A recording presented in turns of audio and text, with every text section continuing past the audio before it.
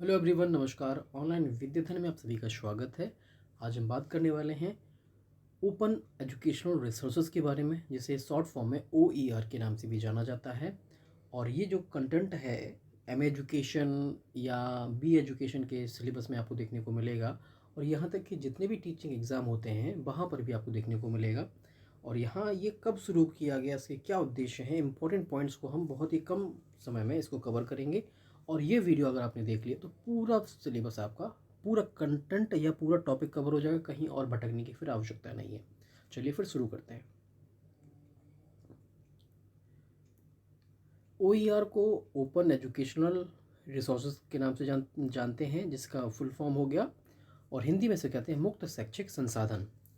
और ये स्रोत जो है यहाँ पे गलत लिखा है, स्रोत ये वाला होगा, ठीक है, ये याद रखिएगा।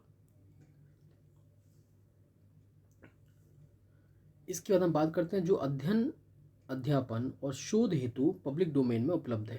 कहने का मतलब है कि जो पब्लिकली कंटेंट अवेलेबल करा दिया गया है उसी को हम क्या कहते हैं, मुक्त शैक्षिक संसाधन।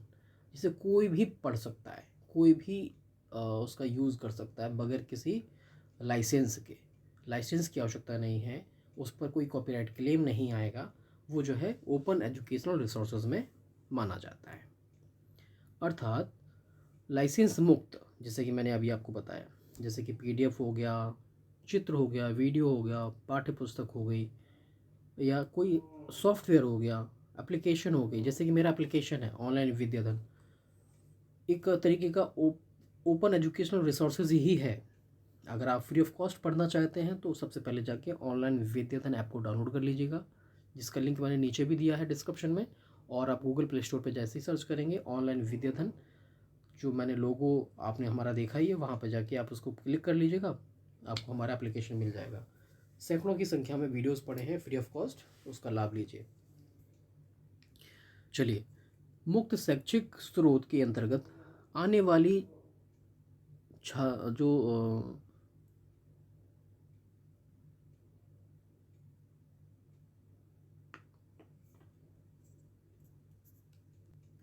देखिए, यहाँ पर ये देखने वाली बात है कि यहाँ पर जो भी कंटेंट अवेलेबल रहता है OER में, छात्र क्या कर सकता है, आने वाली सामग्री को, यहाँ पे सामग्री ऐड कर लीजिएगा, टाइपिंग मिस्टेक है यहाँ पे छोटी सी।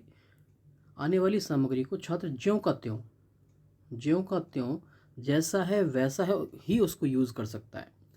और कहने का तात्पर्य है कि अगर जो पब्लिक डोमेन में कंटेंट अवेलेबल है, PDF है, इमेजेस हैं, या कोई भी चीज़ है, ऐसी विषय वस्तु जो आपकी उपयोग की है, उसका आप यूज़ कर सकते हैं, पढ़ सकते हैं, जो कहते हो जहाँ भी आप यूज़ करना चाहते हो उसे यूज़ कर सकते हैं।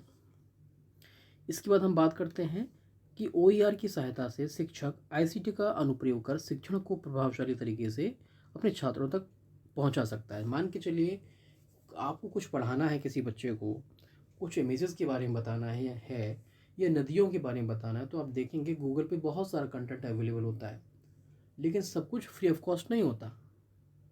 अगर आप उससे कुछ देखेंगे, उसको समझेंगे, तो जो पब्लिक डोमेन में अवेलेबल है आप उसका लाभ लेकर उसको वहाँ से इमेजेस को लेकर क्लास में पढ़ा सकते हैं, सब कुछ कर सकते हैं, जिससे कि बच्चों को वो चीज़ें समझ में आती हैं अच्छी तरीके से।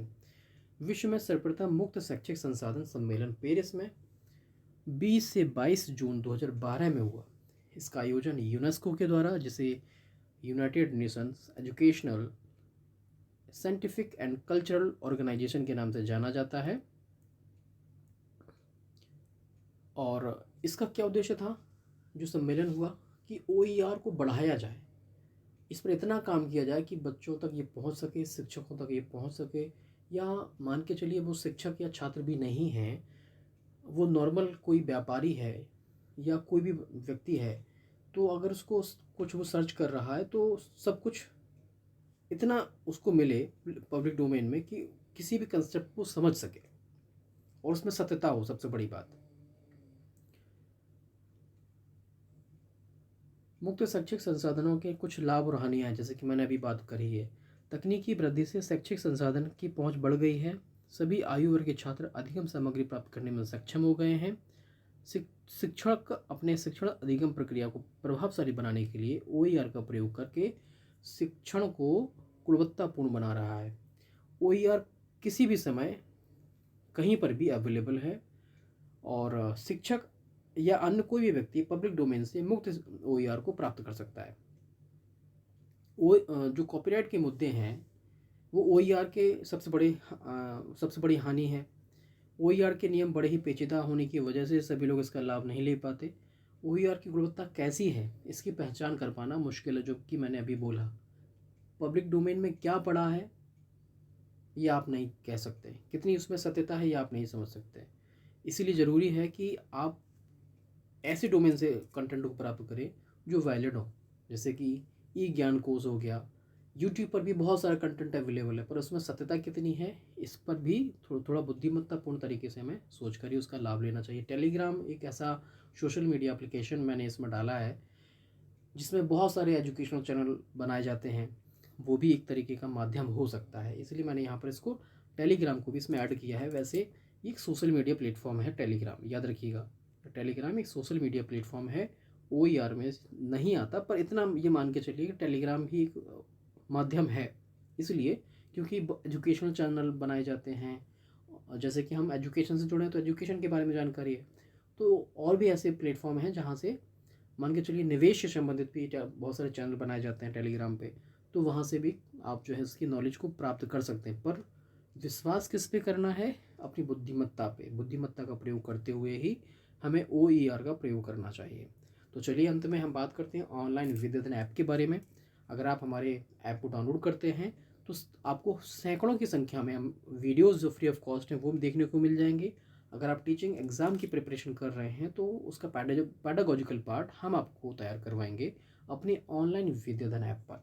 तो जाइए, डिस्क्रिप्शन में लिंक दिया है, लिंक पर क्लिक करिए, ऑनलाइन विद्याधन ऐप को डाउनलोड करिए। आपकी कोई क्वेरी है तो क्वेरी के लिए आप मुझे कॉल कर लीजिएगा 790541 व्हाट्सएप नंबर भी मेरा सेम है।